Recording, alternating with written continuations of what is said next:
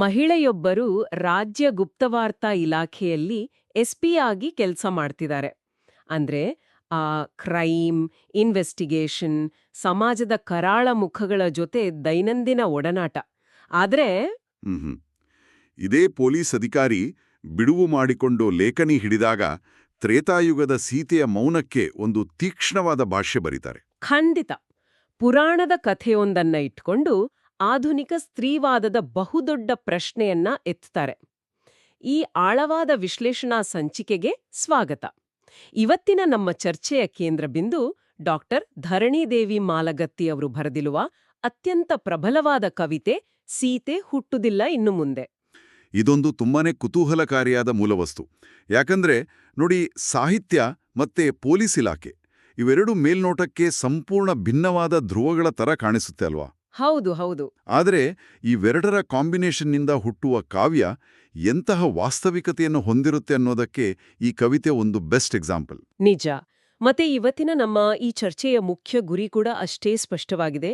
Exam ದೃಷ್ಟಿಯಿಂದ ಈ ಕವಿತೆ ಬಗ್ಗೆ 10 ಮಾರ್ಕ್ಸ್ ಪ್ರಶ್ನೆ ಕೇಳಿದ್ರೆ ಸುಮ್ನೆ ಕಂಠಪಾಠ ಮಾಡಿ ಬರೆಯೋದ್ರ ಬದಲು ಆ ಕವಿತೆಯ ಒಳನೋಟಗಳನ್ನ ಆಳವಾಡಿ ಅರ್ಥ ಮಾಡ್ಕೊಂಡು ಒಂದು ಅತ್ಯುತ್ತಮವಾದ ಉತ್ತರನ ಹೇಗೆ ಕಟ್ಟಿಕೊಡ್ಬೇಕು ಅನ್ನೋದನ್ನ ನಾವಿವತ್ತು ಸ್ಟೆಪ್ ಬೈ ಸ್ಟೆಪ್ ಚರ್ಚೆ ಮಾಡ್ತೀವಿ. ಅಂದ್ರೆ 10 ಅಂಕದ ಉತ್ತರ ಬರೆಯೋದು ಒಂದು ರೀತಿ ಕೋರ್ಟಲ್ಲಿ ಒಂದು ಪ್ರಬಲವಾದ ವಾದ ಮಂಡಿಸಿದ ಹಾಗೆ. ವಾದಕ್ಕೆ ಒಂದು ಅಧಿಕೃತವಾದ ಪೀಠಿಕೆ ಇರಬೇಕು, ಬಲವಾದ ಸಾಕ್ಷಿಗ ಇರಬೇಕು, ಮತ್ತೆ ಆಳವಾದ ವಿಶ್ಲೇಷಣೆ ಇರಬೇಕು. ಎಕ್ಸಾಕ್ಟ್ಲಿ. ಒಂದು ಕಟ್ಟಡಕ್ಕೆ ಪಾಯ ಎಷ್ಟು ಮುಖ್ಯನೋ ದೊಡ್ಡ ಉತ್ತರಕ್ಕೆ ಈ ಕವಿ ಪರಿಚಯ ಅಷ್ಟೇ ಮುಖ್ಯ. ನಮ್ಮ ಉತ್ತರದ ಪೀಠಿಕೆ ಅಥವಾ ಓಪನಿಂಗ್ ಸ್ಟೇಟ್ಮೆಂಟ್ ಕವಿಯ ಹಿನ್ನೆಲೆಯಿಂದಲೇ ಶುರುವಾಗಬೇಕು. ಡಾಕ್ಟರ್ ಧರಣಿದೇವಿ ಮಾಲಗತ್ತಿ ಅವರ ಹಿನ್ನೆಲೆ ನೋಡಿದ್ರೆ ಅವರು 1967ರಲ್ಲಿ ಮಂಗಳೂರಿನ ಬಂಟ್ವಾಳ ತಾಲೂಕಿನ ಮಂಚಿ ಅನ್ನೋ ಗ್ರಾಮದಲ್ಲಿ ಹುಟ್ಟಿದ್ದು. ಹೌದು. ಕನ್ನಡದಲ್ಲಿ MA ಮತ್ತೆ PhD ಪದವಿ ಪಡೆದು ಮೊದಲು ಉಪನ್ಯಾಸಕಿಯಾಗಿ ವೃತ್ತಿಜೀವನ ಶುರು ಮಾಡ್ತಾರೆ. ಆದರೆ ಆಮೇಲೆ ಅವರ ಬದುಕಿನ ದಿಕ್ಕು ಬದಲಾಗುತ್ತೆ. ಅವರು ಡಿವೈಎಸ್ಪಿಯಾಗಿ ಪೊಲೀಸ್ ಇಲಾಖೆ ಸೇರ್ತಾರೆ. ಪ್ರಸ್ತುತ ಅವರು ಸ್ಟೇಟ್ ಇಂಟೆಲಿಜೆನ್ಸ್ ಅಂದ್ರೆ ರಾಜ್ಯ ಗುಪ್ತವಾರ್ತೆಯಲ್ಲಿ SP ಆಗಿ ಸೇವೆ ಸಲ್ಲಿಸ್ತಿದ್ದಾರೆ. ಸಾಹಿತ್ಯದಿಂದ ಪೊಲೀಸ್ ಇಲಾಖೆಗೆ ಇದೊಂದು ಮ್ಯಾಸಿವ್ ಶಿಫ್ಟ್ ಅಲ್ವಾ? ಖಂಡಿತ. ಇದು ಕೇವಲ ಅವರ ವೈಯಕ್ತಿಕ ಸಾಧನೆ ಮಾತ್ರ ಅಲ್ಲ. ಈ ವೃತ್ತಿ ಅಂದ್ರೆ ಈ ಪೊಲೀಸ್ ವೃತ್ತಿ ಅವರ ಸಾಹಿತ್ಯದ ಮೇಲೂ ಅಗಾಧವಾದ ಪ್ರಭಾವ ಬೀರಿದೆ. ಹೇಗೆ ಅಂದ್ರೆ ನೋಡಿ, ಗುಪ್ತವಾರ್ತೆ ವಿಭಾಗದಂತಹ ನೈಜ ಜಗತ್ತಿನ ಕಠಿಣ ವಾಸ್ತವಗಳನ್ನು ನೋಡುವ ಒಬ್ಬ ಪೊಲೀಸ್ ಅಧಿಕಾರಿಯ ದೃಷ್ಟಿಕೋನ ಸಾಧಾರಣ ಕವಿಗಳಿಗಿಂತ ಭಿನ್ನವಾಗಿರಲೇಬೇಕು. ಯಾಕಂದ್ರೆ ಸಮಾಜದ ಕ್ರೌರ್ಯ, ಹೆಣ್ಣಿನ ಮೇಲಾಗುವ ಶೋಷಣೆ ಇವೆಲ್ಲವನ್ನೂ ಅವರು ಪೊಲೀಸ್ ಠಾಣೆಯ ಮೆಟ್ಲುಗಳ ಮೇಲೆ ಪ್ರತಿದಿನ ನೇರವಾಗಿ ನೋಡಿರ್ತಾರೆ. ನಿಜ ನಿಜ. ಯಾವುದೇ ಮುಖಾವಾಡಗಳಿಲ್ದೆ ಸಮಾಜವನ್ನ ನೋಡೋ ಅವಕಾಶ ಅವ್ರಿಗೆ ಸಿಕ್ಕಿರುತ್ತೆ. ಎಕ್ಸಾಕ್ಟ್ಲಿ. ವ್ಯಾಲ್ಯೂಯೇಟರ್ಸ್ಗಳು ವಿದ್ಯಾರ್ಥಿಗಳಿಂದ ನಿರೀಕ್ಷಿಸೋದು ಕೂಡ ಇದನ್ನೇ. ಸುಮ್ನೆ ಅವರು SP ಆಗಿದ್ದಾರೆ ಅಂತ ಬರೆಯೋದಕ್ಕಿಂತ ಅವರ ಪೊಲೀಸ್ ವೃತ್ತಿಯ ಅನುಭವ ಹೆಣ್ಣಿನ ವಾಸ್ತವಿಕ ಸಮಸ್ಯೆಗಳನ್ನ ನಿಖರವಾಗಿ ಹಿಡಿದಿಡೋಕೆ ಹೇಗೆ ಸಹಾಯ ಮಾಡಿದೆ ಅಂತ ವಿವರಿಸಿದಾಗ ಆ ಆನ್ಸರ್ ವ್ಯಾಲ್ಯೂ ಹೆಚ್ಚಾಗುತ್ತೆ. ಅವರ ಪ್ರಮುಖ ಕೃತಿಗಳಾದ ಬ್ರಿಡಿಗಳು, ಇಳಾಧರಣಿಯ ಹುಡುಗೆ, ಟಿಕ್ಕು ಇವೆಲ್ಲದರಲ್ಲೂ ಈ ಮನೋವೈಜ್ಞಾನಿಕ ವಿಶ್ಲೇಷಣೆ ಎದ್ದು ಕಾಣುತ್ತೆ. ರೈಟ್. ಆ ಅಧಿಕೃತತೆಯೇ ನಮ್ಮ 10 ಮಾರ್ಕ್ಸ್ ಉತ್ತರದ ಮೊದಲ ಅಸ್ತ್ರ. ಈಗ ಕವಿತೆಯ ಮುಖ್ಯ ಸಂದೇಶದ ಕಡೆಗೆ ಬರೋಣ. ಇದೇ ನಮ್ಮ ಉತ್ತರದ ಕೋರ್ ಆರ್ಗ್ಯುಮೆಂಟ್ ಅಥವಾ ಪ್ರಮುಖ ವಾದ. ಹೌದು. ಈ ಕವಿತೆಯು ಸಂಪೂರ್ಣವಾಗಿ ಸ್ತ್ರೀವಾದಿ ದೃಷ್ಟಿಕೋನವನ್ನ ಅಂದ್ರೆ ಫೆಮಿನಿಸ್ಟ್ ಪರ್ಸ್ಪೆಕ್ಟಿವ್ ಅನ್ನ ಹೊಂದಿದೆ. ಪುರುಷ ಪ್ರಧಾನ ಸಮಾಜದಲ್ಲಿ ಗಂಡಸು ಏನೇ ಮಾಡಿದ್ರೂ ಅವನ ಬಗ್ಗೆ ಯಾರೂ ಕೆಟ್ಟದಾಗಿ ಮಾತಾಡೋದಿಲ್ಲ.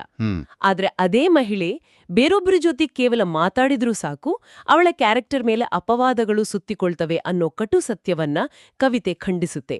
ಇಲ್ಲಿ ನನಗೊಂದು ಪ್ರಶ್ನೆ ಇದೆ. ಕೇಳಿ. ನಮ್ಮ ಪುರಾಣಗಳಲ್ಲಿ ಎಷ್ಟೋ ಪಾತ್ರಗಳಿವೆ. ಆದ್ರೆ ಕವಯತ್ರಿ ಈ ಸ್ತ್ರೀವಾದಿ ದೃಷ್ಟಿಕೋನವನ್ನ ಮಂಡಿಸೋಕೆ ರಾಮಾಯಣದ ಸೀತೆಯನ್ನೇ ಯಾಕೆ ಆಯ್ಕೆ ಮಾಡ್ಕೊಂಡ್ರು? ಇದು ಕೇವಲ ಪುರಾಣದ ವಿಮರ್ಶೆನಾ ಅಥವಾ ಇಂದಿನ ಸಮಾಜದ ಕನ್ನಡಿಯಾ? ಅದೊಂದು ಅತ್ಯುತ್ತಮವಾದ ಪ್ರಶ್ನೆ. ಪರೀಕ್ಷೆಯ ದೃಷ್ಟಿಯಿಂದ ವಿದ್ಯಾರ್ಥಿಗಳು ಇದರ ಸುತ್ತಲೇ ತಮ್ಮ ವಿಶ್ಲೇಷಣೆಯನ್ನ ಕಟ್ಟಬೇಕಾಗತ್ತೆ. ಕವಯತ್ರಿ ಸೀತೆಯ ಕಥೆಯನ್ನ ಕೇವಲ ತ್ರೇತಾಯುಗದ ಒಂದು ಘಟನೆಯಾಗಿ ನೋಡ್ತಿಲ್ಲ. ಓಕೆ. ಭಾರತೀಯ ಮನಸ್ಥಿತಿಯಲ್ಲಿ ಸೀತೆ ಅನ್ನೋದು ಕೇವಲ ಒಂದು ಹೆಸರಲ್ಲ. ಆಕೆ ತ್ಯಾಗ, ಸಹನೆ ಮತ್ತು ಶೋಷಣೆಯ ಅತಿದೊಡ್ಡ ರೂಪಕ. ವಾಸ್ತವದಲ್ಲಿ ಸೀತೆ ಅನುಭವಿಸಿದ ಆ ನೋವು, ಆ ಪದೇ ಪದೇ ಎದುರಿಸಬೇಕಾಗಿ ಬಂದ ಪರೀಕ್ಷೆಗಳು ಕೇವಲ ಅವಳಿಗೆ ಸೀಮಿತವಾದದ್ದಲ್ಲ. ಅಂದ್ರೆ ಆಕೆಯ ಅನುಭವ ಒಂದು ಪ್ರತಿನಿಧೀಕ ಅನುಭವ ಇದ್ದಾಗೆ. ಎಕ್ಸಾಕ್ಟ್ಲಿ. ಸೀತೆಯ ಕತೆ ಕೇವಲ ಒಂದು ನೆಪವಷ್ಟೇ. ಈ ಕವಿತೆ ಇಂದಿನ ಆಧುನಿಕ ಭಾರತದ ಬಹುಸಂಖ್ಯಾತ ಸ್ತ್ರೀಯರ ಧ್ವನಿಯನ್ನ ಪ್ರತಿಧ್ವನಿಸುತ್ತದೆ. 10 ಅಂಕದ ಉತ್ತರದಲ್ಲಿ ಈ ಸ್ತ್ರೀವಾದಿ ದೃಷ್ಟಿಕೋನ ಅನ್ನೋ ಪದಬಳಕೆ ಕಡ್ಡಾಯವಾಗಿ ಇರಲೇಬೇಕು. ಖಂಡಿತ ಅದನ್ನ ಹೈಲೈಟ್ ಮಾಡ್ಬೇಕು. ಹಾಗಾದ್ರೆ ಸೀತೆಯಲ್ಲಿ ಇಂದಿನ ಹೆಣ್ಣಿನ ಪ್ರತಿನಿಧಿ ಈ ದೃಷ್ಟಿಕೋನವನ್ನ ಇಟ್ಕೊಂಡೆ ನಾವೀಗ ಉತ್ತರದ ಅತ್ಯಂತ ಮಹತ್ವದ ಭಾಗಕ್ಕೆ ಅಂದ್ರೆ ಬಾಡಿ ಪ್ಯಾರಾಗ್ರಾಫ್ಗೆ ಬರೋಣ. ಆಳವಾದ ವಿಶ್ಲೇಷಣೆ. ಹೌದು.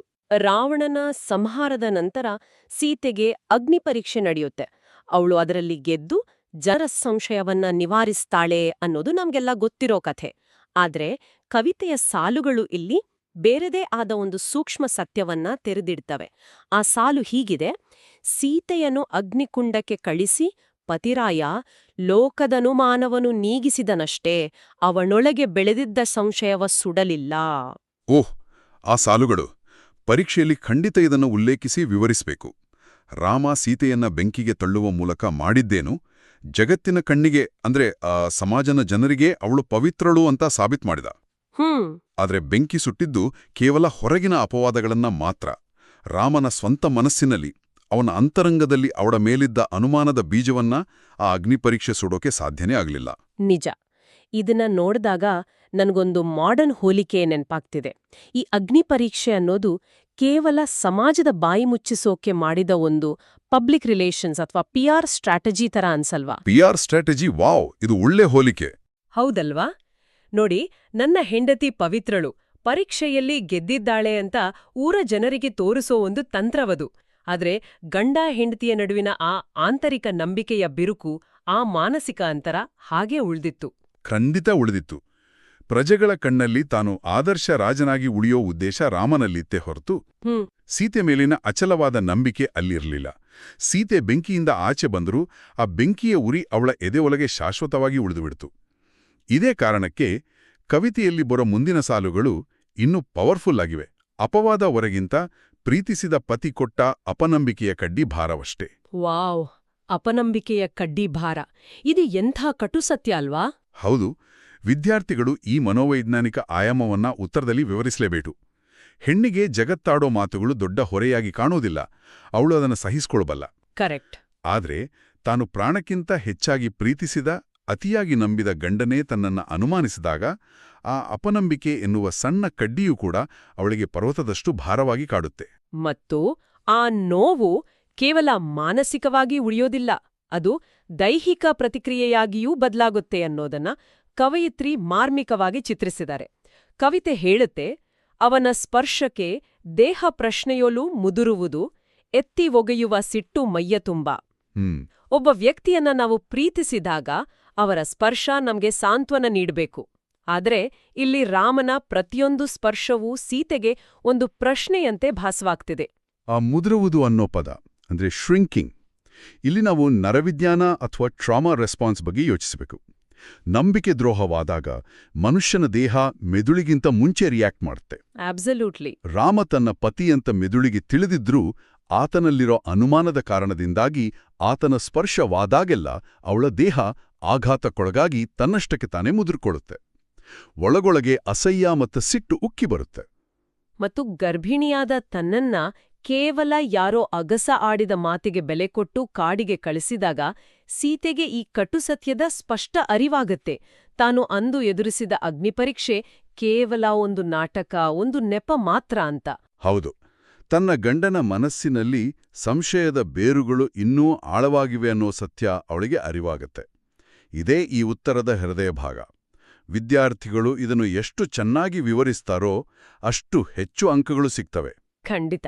ಸರಿ, ಈಗ ನಾವು ನಮ್ಮ ವಾದದ ಅಂತಿಮ ಘಟ್ಟಕ್ಕೆ ಅಂದ್ರೆ ಕನ್ಕ್ಲೂಷನ್ ಹಂತಕ್ಕೆ ಬಂದಿದ್ದೇವೆ. ಇಷ್ಟೆಲ್ಲ ಮಾನಸಿಕ ಹಿಂಸೆ, ಅಪನಂಬಿಕೆಗಳನ್ನ ಅನುಭವಿಸಿದ ಸೀತೆ ಕೊನೆಗೇ ನಿರ್ಧಾರ ತಗೊಳ್ತಾಳೆ. ಕವಿತೆಯ ಪ್ರಕಾರ ನನ್ನನ್ನು ಮಣ್ಣೆ ನುಂಗಲಿ ಅಂತ ಅವಳು ಭೂಮಿಯೊಳಗೆ ಸೇರಿ ಹೋಗ್ತಾಳೆ. ಹೌದು, ಅದು ಅವಳ ನಿರ್ಧಾರ. ಆದ್ರೆ ಇಲ್ಲಿ ನನಗೊಂದು ಸಣ್ಣ ಭಿನ್ನಾಭಿಪ್ರಾಯ ಇದೆ, ಅಥವಾ ಒಂದು ಪ್ರಶ್ನೆ ಎನ್ಬೋದು. ಕವಿತೆಯಲ್ಲಿ ಅವಳನ್ನ ಸ್ವರ್ಣಸೀತೆ ಅಂತ ಕರೆಯಲಾಗಿದೆ.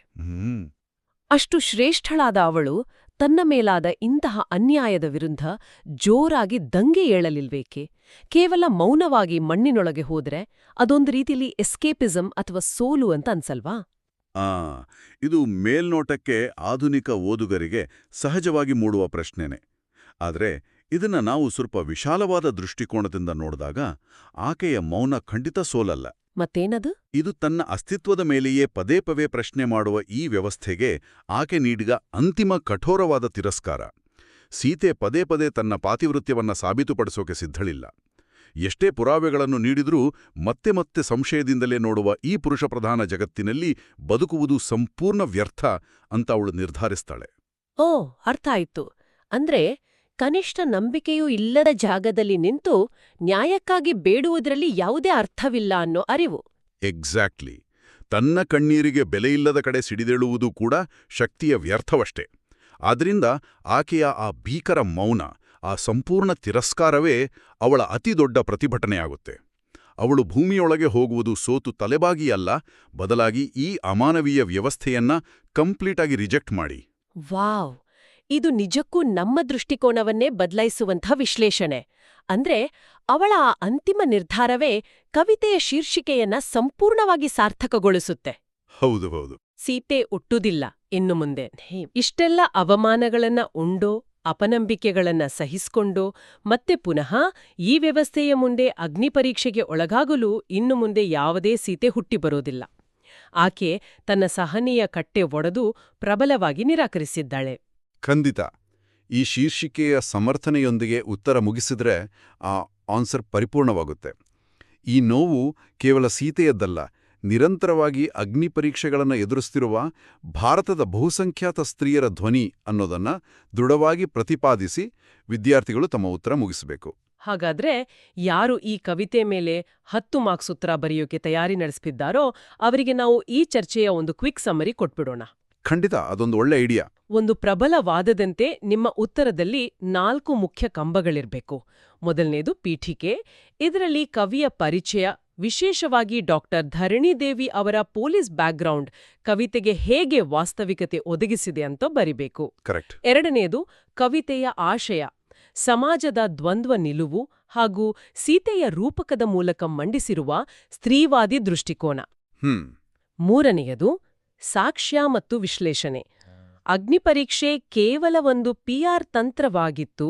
ಗಂಡನ ಅಪನಂಬಿಕೆಯ ಕಡ್ಡಿ ಭಾರ ಹೆಣ್ಣಿಗೆ ಅತಿದೊಡ್ಡ ನೋವು, ಮತ್ತೆ ಆ ನೋವು ದೇಹವನ್ನ ಮುದುರಿಸುವ ಆಘಾತವಾಗಿ ಹೇಗೆ ಬದಲಾಗುತ್ತೆ ಅನ್ನೋ ಮನಃಶಾಸ್ತ್ರೀಯ ವಿಶ್ಲೇಷಣೆ. ಎಕ್ಸಾಕ್ಟ್ಲಿ. ಮತ್ತು ನಾಲ್ಕನೆಯದು ಪ್ರಬಲ ಮುಕ್ತಾಯ. ಸೀತೆಯ ಮೌನ ಪ್ರತಿಭಟನೆ, ನಂಬಿಕೆಯಿಲ್ಲದ ಕಡೆ ಬದುಕಲು ನಿರಾಕರಿಸಿ ಭೂಮಿಗೊಪ್ಪಿಸುವ ನಿರ್ಧಾರ ಮತ್ತು ಸೀತೆ ಹುಟ್ಟುದಿಲ್ಲ ಇನ್ನು ಮುಂದೆ ಅನ್ನೋ ಶೀರ್ಷಿಕೆಯ ಸಮರ್ಥನೆ. ಪರ್ಫೆಕ್ಟ್.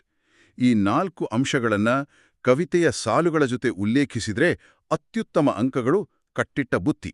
ಈ ರಚನಾತ್ಮಕ ವಿಧಾನ ವಿದ್ಯಾರ್ಥಿಗಳಿಗೆ ಒಂದು ಸ್ಪಷ್ಟ ದಿಕ್ಸೂಚಿಯಂತೆ ಕೆಲಸ ಮಾಡುತ್ತೆ. ಹೌದು. ಸಾಹಿತ್ಯ ಅನ್ನೋದು ಕೇವಲ ಪರೀಕ್ಷೆಗೆ ಮಾತ್ರ ಸೀಮಿತವಾಗಬಾರ್ದಲ್ವಾ? ಅದು ನಮ್ಮನ್ನ ಯೋಚಿಸುವಂತೆ ಮಾಡಬೇಕು, ನಮ್ಮ ದೈನಂದಿನ ಬದುಕನ್ನ ಪ್ರಶ್ನಿಸುವಂತೆ ಮಾಡಬೇಕು. 100ಕ್ಕೆ 100 ಸತ್ಯ. ಜ್ಞಾನವನ್ನ ವಾಸ್ತವಕ್ಕೆ ಅನ್ವಯಿಸಿಕೊಂಡಾಗ ಮಾತ್ರ ಈ ಓದು ಸಾರ್ಥಕ. ಖಂಡಿತ. ಹಾಗಾಗಿ ಈ ಡೀಪ್ ಡೈವ್ ಮುಗಿಸುವ ಮುನ್ನ ಮೂಲ ಪಠ್ಯಗಾಚೆಗೆ ಯೋಚಿಸಲು ನಮ್ಮ ಕೇಳುಗರಿಗೆ ಒಂದು ಪ್ರಚೋದನಾತ್ಮಕ ಚಿಂತನೆಯನ್ನ ಬಿಟ್ಟು ಹೋಗ್ತಿದ್ದೇನೆ. ಒಂದು ಕ್ಷಣ ಯೋಚಿಸಿ, ಪುರಾಣದ ಸೀತೆ ಅಂದು ತನ್ನ ಪಾತಿವೃತ್ಯವನ್ನ ಸಾಬೀತುಪಡಿಸಲು ಭೌತಿಕವಾದ ಬೆಂಕಿಯ ಅಗ್ನಿಪರೀಕ್ಷೆ ಎದುರಿಸಿದಳು. ಮತ್ತೆ ಈ ವ್ಯವಸ್ಥೆಯಿಂದ ಬೇಸತ್ತು ತಿರಸ್ಕರಿಸಿ ಭೂಮಿಯೊಳಗೆ ಹೋದಳು. ಆದ್ರೆ ಇಂದಿನ ನಮ್ಮ ಆಧುನಿಕ ಸಮಾಜದಲ್ಲಿ ಪರಿಸ್ಥಿತಿ ನಿಜಕ್ಕೂ ಬದಲಾಗಿದೆಯಾ? ಇಂದಿನ ವಿದ್ಯಾವಂತೆ, ಸ್ವತಂತ್ರ ಮಹಿಳೆಯರು ಪ್ರತಿದಿನ ತಮ್ಮ ಆಫೀಸ್ಗಳಲ್ಲಿ, ಮನೆಗಳಲ್ಲಿ ತಮ್ಮ ಸಾಮರ್ಥ್ಯದ ಬಗ್ಗೆ ಎದುರಿಸ್ತಿರುವ ಈ ಅಗೋಚರ ಅಗ್ನಿಪರೀಕ್ಷೆಗಳ ಸ್ವರೂಪ ಹೇಗಿದೆ? ಇದು ನಿಜಕ್ಕೂ ನಮ್ಮೆಲ್ಲರನ್ನೂ ಕಾಡಬೇಕಾದ ಪ್ರಶ್ನೆ. ಕಣ್ಣಿಗೆ ಕಾಣುವ ಬೆಂಕಿಗಿಂತ ಈ ಕಣ್ಣಿಗೆ ಕಾಣದ ಅನುಮಾನದ, ತೀರ್ಪು ನೀಡುವ ಬೆಂಕಿ ಎಷ್ಟೋ ಪಟ್ಟು ಹೆಚ್ಚು ಸುಡುತ್ತಲ್ವಾ? ಅಕ್ಷರಶಃ ಸತ್ಯ. ಪುರಾಣದ ಸೀತೆ ಈ ಪರೀಕ್ಷೆಗಳಿಂದ ಬೇಸತ್ತು ಮಣ್ಣಾದಳು. ಆದ್ರೆ ಇಂದಿನ ಸೀತೆಯರು ಈ ನಿರಂತರ ಅಗೋಚರ ಪರೀಕ್ಷೆಗಳನ್ನ ಹೇಗೆ ಎದುರಿಸ್ತಿದ್ದಾರೆ? ಇದು ನಾವೆಲ್ಲರೂ ನಮ್ಮ ದೈನಂದಿನ ಬದುಕಿನಲ್ಲಿ ಯೋಚಿಸಬೇಕಾದ ಸಂಗತಿ.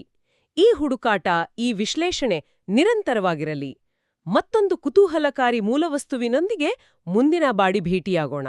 ಅಲ್ಲಿಯವರೆಗೆ ಓದುತ್ತಿರಿ, ಯೋಚಿಸುತ್ತಿರಿ, ಪ್ರಶ್ನಿಸುತ್ತಲೇ ಇರಿ.